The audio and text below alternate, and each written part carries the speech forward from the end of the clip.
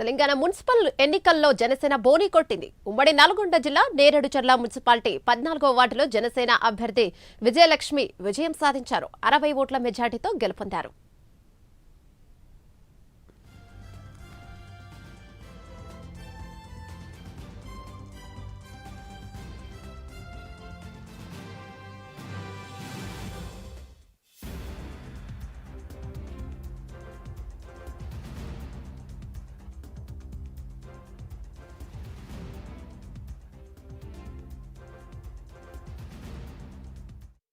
రోజు నా జీవితంలో మర్చిపోలేని రోజు, ఒక జీవితానికి మధురానుభూతి.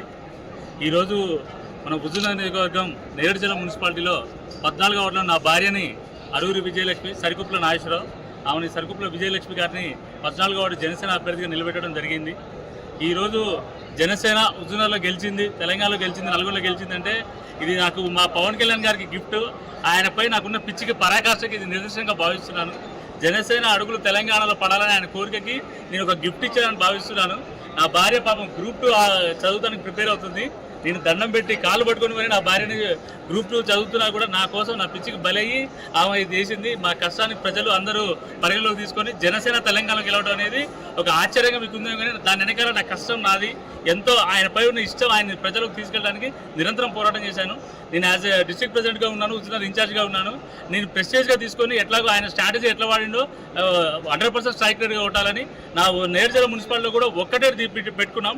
టార్గెట్ ఖచ్చితంగా కొట్టాలనే కాన్సెప్ట్ తోటి ఖచ్చితంగా తీసుకొని నా భార్యను గెలిపించినందుకు నా 14వ వార్డు ఓటర్లందరికీ పేరు పేరున ప్రత్యేక ధన్యవాదాలు మనస్ఫూర్తిగా తెలియజేస్తున్నాను. ఈ అవకాశం దేవుడికి ఒకసారి చిరకాల వాంఛ ఇది నాకు. ఇదే అవకాశం మా పవన్ కళ్యాణ్ గారికి రుణపడి ఉంటాను జీవితాంతం. ఆయన బీఫామ్ మీద నా భార్యను గెలిపించినందుకు ప్రతి ఒక్కరికి మనస్ఫూర్తిగా ధన్యవాదాలు తెలియజేస్తున్నాను. ప్రతి ఒక్కరికి ఇది ఎమోషనల్ అవుతున్నాను. యాక్చువల్గా నేనే ఒక స్పీకర్, నేనే ఒక ట్రైటర్ని, బట్ ఈరోజు నాకు ఆనందంతో ఉబ్బిపోతున్నాను.